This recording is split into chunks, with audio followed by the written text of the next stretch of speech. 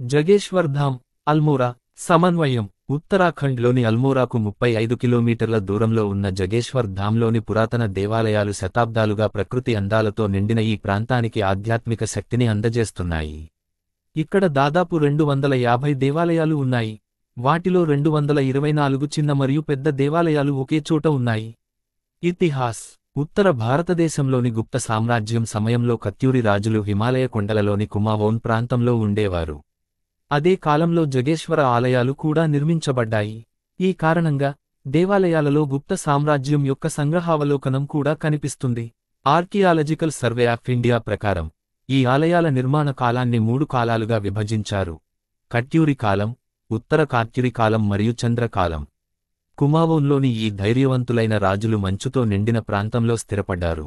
వారి అద్వితీయమైన సృష్టితో దట్టమైన దేవదార్ అడవి మధ్యలో ఉన్న జగేశ్వర్లోనే కాకుండా మొత్తం అల్మోరా జిల్లాలో 400కు పైగా దేవాలయాలను నిర్మించారు.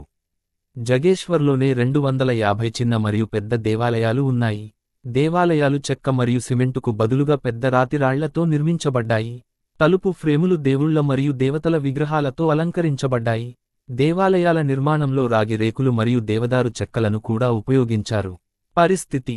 జగేశ్వర్ను పురాణాలలో హట్కేశ్వర్ అని మరియు భూ రెవెన్యూ ఖాతాలలో పట్టిపరున్ అని పిలుస్తారు. పవిత్ర జటగంగ ఒడ్డున సముద్ర మట్టానికి సుమారు 6200 అడుగుల ఎత్తులో ఉన్న పవిత్ర జగేశ్వరుని ప్రకృతి సౌందర్యం సాటిలేనిది. అమూల్యమైన సంపదతో ప్రకృతి ఈ ప్రదేశానికి అందాన్ని ప్రసాదించింది. జానపద నమ్మకం మరియు లింగ పురాణం ప్రకారం జగేశ్వరుడు ప్రపంచ సృష్టికర్త అయిన విష్ణువుచే స్థాపించబడిన 12 జ్యోతిర్లింగాలలో ఒకటి. పౌరాణిక సూచనలు. పురాణాల ప్రకారం శివుడు మరియు సప్తఋషులు ఇక్కడ తపస్సు చేశారు. పురాతన కాలంలో జగేశ్వర్ ఆలయంలో చేసిన ప్రమాణాలను అదే రూపంలో అంగీకరించారని, ఇది భారీగా దుర్వినియోగం చేయబడిందని చెబుతారు. 8వ శతాబ్దంలో ఆదిశంకరాచార్యులు జగేశ్వర్ వద్దకు వచ్చి మహామృత్యుంజయలో ప్రతిష్ఠించిన శివలింగానికి మేకులు వేయడం ద్వారా ఈ దుర్వినియోగాన్ని ఆపడానికి ఏర్పాట్లు చేశారు. శంకరాచార్య జీ చేత వ్రేలాడదీయబడిన తరువాత ఇప్పుడు ఇతరులకు చెడు కోరుకునే వారి కోరికలు ఇక్కడ నెరవేరవు. యాగాలు మరియు ఆచారాల ద్వారా శుభ కోరికలు మాత్రమే నెరవేరుతాయి. అదనపు సమాచారం. జగేశ్వర్ ధామ్ ఆలయాల వాస్తుశిల్పం మరియు వాస్తుశిల్పం ప్రత్యేకమైనవి. ప్రతి ఆలయం దాని స్వంత ప్రత్యేకతను కలిగి ఉంటుంది మరియు వివిధ దేవతలు మరియు దేవతలకు అంకితం చేయబడింది. ఈ ప్రదేశం ప్రతి సంవత్సరం వేలాది మంది భక్తులు మరియు పర్యాటకులను ఆకర్షిస్తుంది.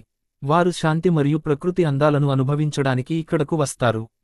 మీరు జగేశ్వర్ ధామ్ను సందర్శించాలని ప్లాన్ చేస్తుంటే, ఇక్కడ వాతావరణం ఏడాది పొడవునా చల్లగా ఉంటుందని గుర్తుంచుకోండి. అందువల్ల వెచ్చని దుస్తులను వెంట తీసుకెళ్లడం మంచిది. ఇది కాకుండా స్థానిక మార్కెట్లలో హస్తకళలను కొనుగోలు చేయడం కూడా